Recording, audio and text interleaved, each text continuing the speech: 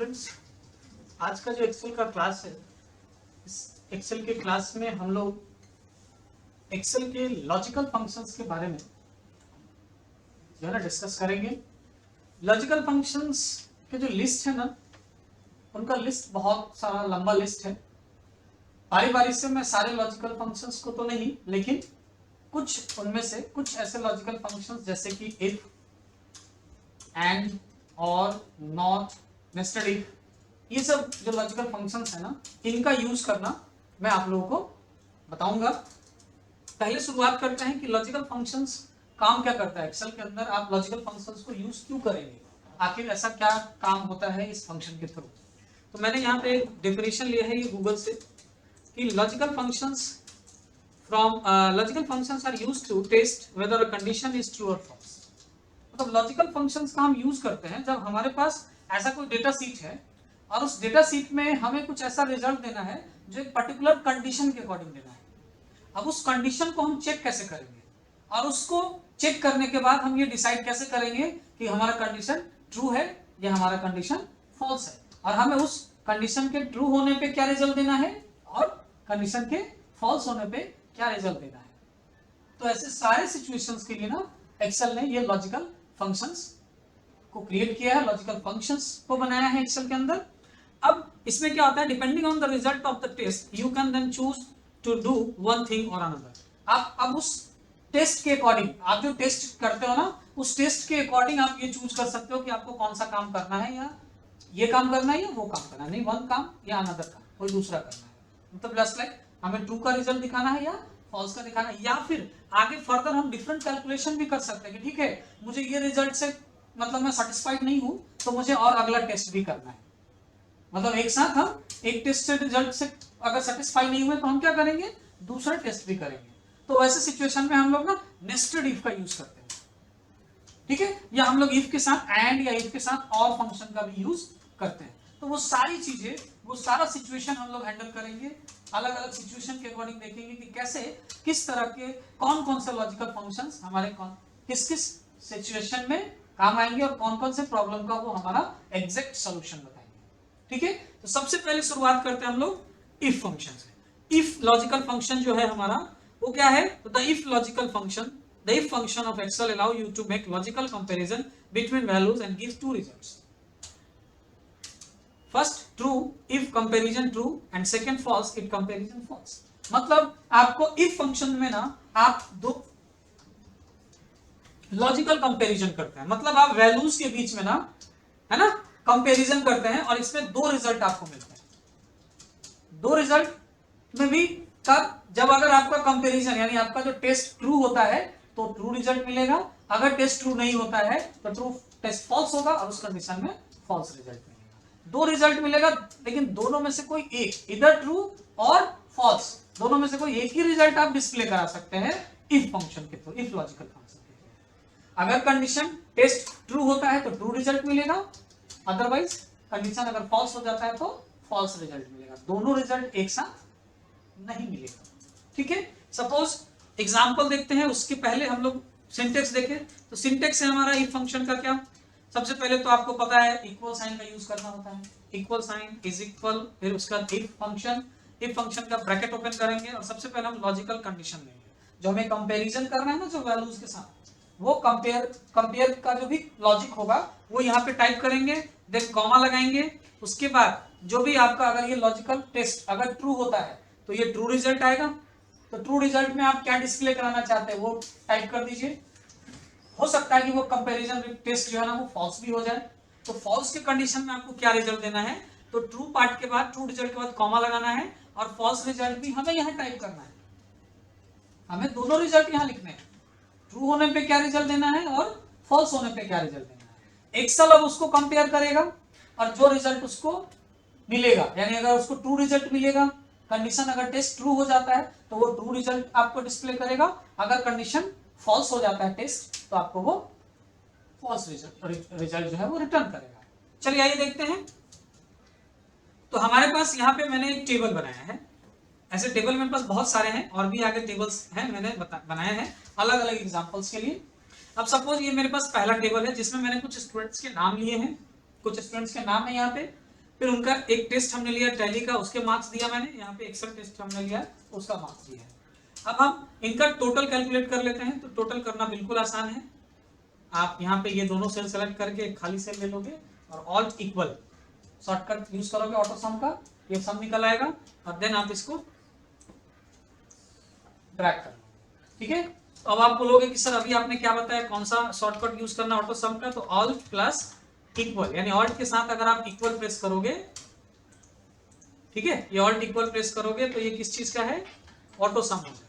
लेकिन इसके लिए तरीका है, मैं एक बार वापस से करके दिखा दूं। ऐसे तो ये लॉजिकल फंक्शन का क्लास है, लेकिन फिर भी मैं बता दूं, मुझे आपको जो नंबर्स ऐड करने हैं वो नंबर सेलेक्ट करने हैं और उनके साथ साथ एक खाली सेल भी सेलेक्ट करना है, ब्लैंक सेल, जिसमें आपको फार्मूला का रिजल्ट लेना है और देन कीबोर्ड से ऑल्ट और इक्वल प्रेस करना है, ये ऑटो सम आके रिजल्ट आता है। और उसके बाद इसे आप कॉपी कर लीजिए, इसमें वही सम फंक्शन ही यूज होता है, देखो ऑटो सम। ठीक है, अब ये टोटल आ गया ना। अब मुझे ना यहाँ पे एक रिजल्ट प्रोड्यूस करना है। रिजल्ट में क्या दिखाना है, पास या फेल। मुझे रिजल्ट में क्या बताना है, पास या फेल। उसके लिए मेरे पास एक क्वेश्चन है। क्वेश्चन ये है, क्वेश्चन क्या है हमारा, तो क्वेश्चन हमारा है इफ, क्वेश्चन मेरा है इफ टोटल, जो टोटल वैल्यू है वो ग्रेटर देन 110 है, देन पास, अदरवाइज फेल। हमारे पास ये क्वेश्चन है, ये एक क्वेश्चन है, ये ध्यान से देखिए, ये क्वेश्चन हमारा क्या करना है इसमें, इफ टोटल वैल्यू, यहाँ पे हमारे पास टोटल वैल्यूज है ना अलग अलग सेल में, तो हम यहाँ पे लॉजिकल कंपेयर क्या करेंगे, तो इस वैल्यू के साथ कंपेयर करेंगे कि अगर ये वैल्यू ग्रेटर देन 110 है तो पास रिजल्ट हमें दिखाना है, प्रोड्यूस करना है, डिस्प्ले करना है, अदरवाइज क्या करना है, फेल। फेल कब होगा, जब 110 से कम होगा। तो यही लॉजिकल टेस्ट हम लोग यहाँ पे यूज करेंगे रिजल्ट में। इज इक्वल इफ फंक्शन मैंने लगाया, ब्रैकेट ओपन करेंगे और अब हम लोगों को क्या लेना है, लॉजिकल टेस्ट यानी लॉजिकल कंडीशन। तो कंडीशन हमें किस वैल्यू के ऊपर अप्लाई करना है, टोटल वैल्यू के ऊपर। तो हम टोटल कॉलम का पहला जो सेल है हमारा रिजल्ट, ये सेलेक्ट कर लेंगे, यानी G15 ग्रेटर देन 110। इस तरह से हमने ये लॉजिकल टेस्ट बना दिया, यानी G10 सेल के अंदर जो भी वैल्यू है उसके साथ कंपेयर करेगा हमारा वैल्यू, कौन सा, ये 110 क्या होना चाहिए। अगर उसमें ये ग्रेटर देन 110 वैल्यू होगा तो ये कंडीशन क्या होगा, टेस्ट ट्रू हो जाएगा। तो अब देखो कॉमा लगाएंगे और वैल्यू इफ ट्रू, अगर ये ट्रू होता है तो हमें क्या बताना है, पास। तो पास क्या है, टेक्स्ट स्ट्रिंग है, तो इसे हम डबल कोट में लिखेंगे, पास, डबल कोट बंद, कॉमा लगाएंगे। मे बी हो सकता है कि ये कंडीशन ट्रू ना हो, फॉल्स हो जाए। अब अभी कहोगे सर ये तो ट्रू है, यहाँ तो 118 है, तो हमें दिख रहा है तभी तो ट्रू है ना। अब मान लेते हैं कि ये 5 स्टूडेंट के बजाय 500 स्टूडेंट का नाम होता है, यहाँ पे पूरा लिस्ट होता 500 स्टूडेंट्स का, तो नीचे क्या हम देखने जाते क्या कि टोटल किसका क्या है। हम तो सिर्फ एज्यूम कर सकते हैं ना कि इतना से इतने के बीच का हमें रिजल्ट बताना है, तो हमने एज्यूम कर रहे हैं कि G15 से शुरू करना है, आप नीचे तक ट्रैक करेंगे, G15 के बाद G16, G17, G18 सब में चेक करेगा वो हमारी बारी से, जब हम फॉर्मूला कॉपी पेस्ट करेंगे। तो अब उसमें जहां भी उसको 110 से अबव मिलेगा वहां उसका रिजल्ट ट्रू मिलेगा टेस्ट, तो वो ट्रू पार्ट वाला रिजल्ट डिस्प्ले करेगा, यानी पास। और अगर ये ट्रू नहीं मिला, ठीक है, तो ये क्या करेगा, तो कॉमा के बाद डबल कोट में हम लिखते हैं फेल। अब यहाँ पे हमारे इस रिजल्ट में सब पास है क्योंकि सबका 110 से अबव है। अब एंटर करते हैं, देखो ये आ गया पास। अब इसे मैं ड्रैग कर दूं, फॉर्मूला कॉपी पेस्ट ड्रैग, देखो सब पास है, ठीक है, कोई बात नहीं, सब पास होने दो। अब ना मुझे वैल्यू चेंज करना है, इसको 85 आया ना, इसको हम 45 कर देते हैं, हो गया फेल, है ना। इसका मार्क्स देखो 100 हो गया और ये फेल हो गया, ट्रू रिजल्ट नहीं है, ये टेस्ट फेल हो गया, तो रिजल्ट में फर्स्ट पार्ट वाला रिजल्ट आ गया, डिस्प्ले हो गया। यहाँ 84 है, इसको 54 कर लो, देखो ये भी फेल हो गया। तो इस तरीके से हम पास या फेल। आप इसको और भी दूसरे तरीके से देखो, ये तो स्टूडेंट का रिजल्ट है, ठीक है। अभी मेरे पास यहाँ पे देखो एम्प्लॉइज का रिपोर्ट है, कुछ एम्प्लॉइज के नाम है यहाँ पे, उनका सेल रिपोर्ट है। अब हमने उनको एक टारगेट दिया था, टारगेट उन्होंने अचीव किया या नहीं किया हमें वो यहाँ पे दिखाना है, यानी हमें यहाँ पे रिजल्ट में लिखना है अचीव्ड और नॉट अचीव्ड, ठीक है। टारगेट को शॉर्ट में हम लोग TGT पढ़ सकते हैं। तो अब इसका क्वेश्चन क्या बनेगा हमारा, तो इसका क्वेश्चन बनेगा, मैं क्वेश्चन बना दूं इसका, क्वेश्चन ये रहेगा इसके लिए कि if sales report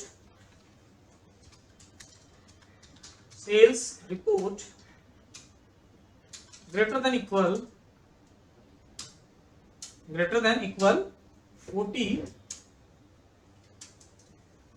50,000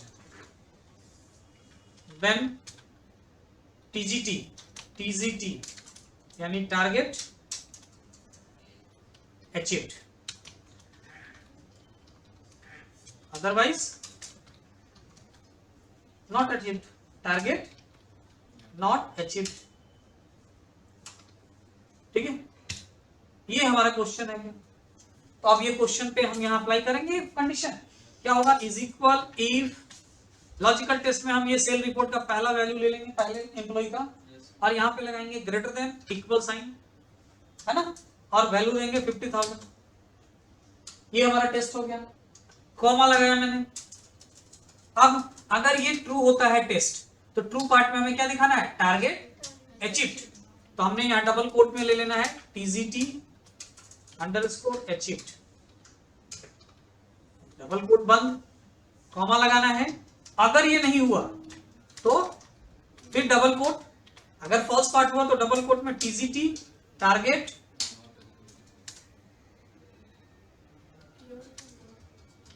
not achieved, double quote बंद, ब्रैकेट क्लोज, एंटर।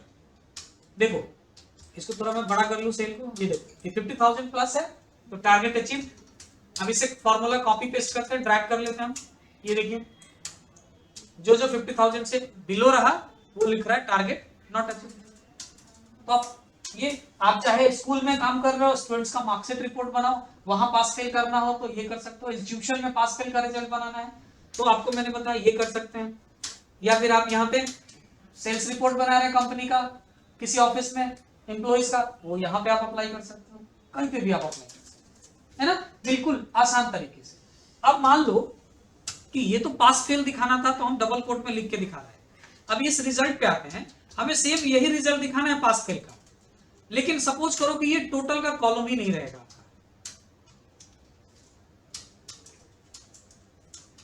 सॉरी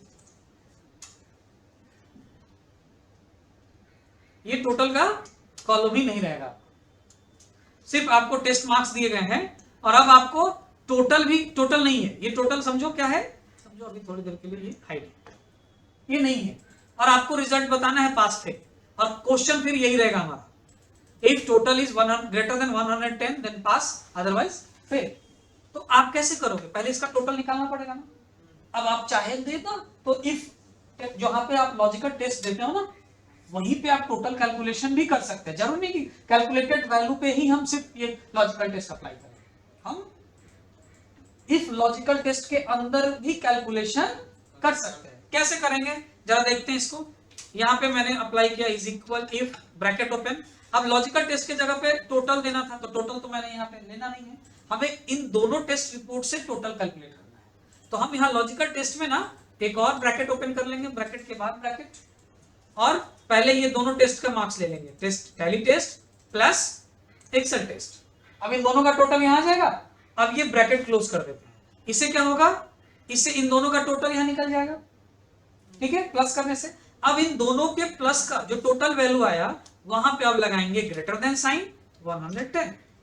इस तरह से आप लॉजिकल टेस्ट लगाएंगे, ठीक है, कॉमा। अगर ये रिजल्ट आता है तो पास डबल कोट में लिखते हैं, फिर कॉमा और डबल कोट में लिखेंगे, रिजल्ट नहीं आने पे फेल, ब्रैकेट क्लोज, एंटर। देखिए सेम रिजल्ट आएगा, थोड़ा सा भी चेंज नहीं,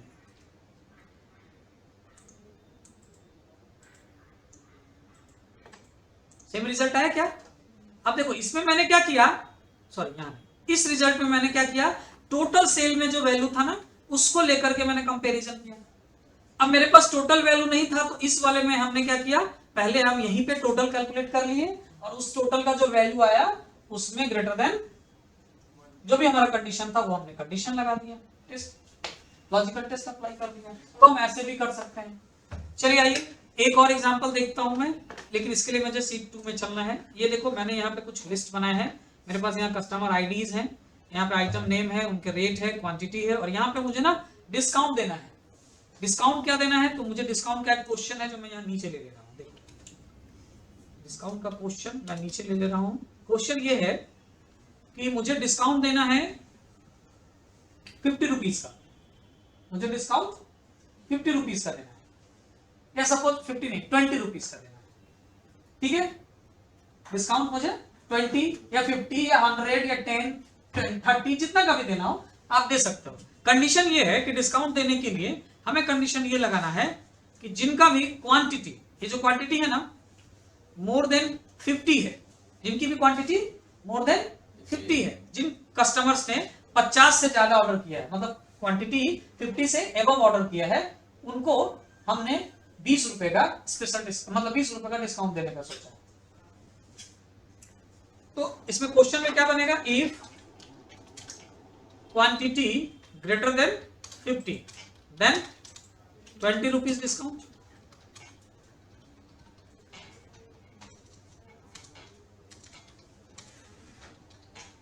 अदरवाइज नो डिस्काउंट, मतलब 0 रुपए डिस्काउंट, 0 रुपीज डिस्काउंट, ठीक है। क्वेश्चन ध्यान से समझना है।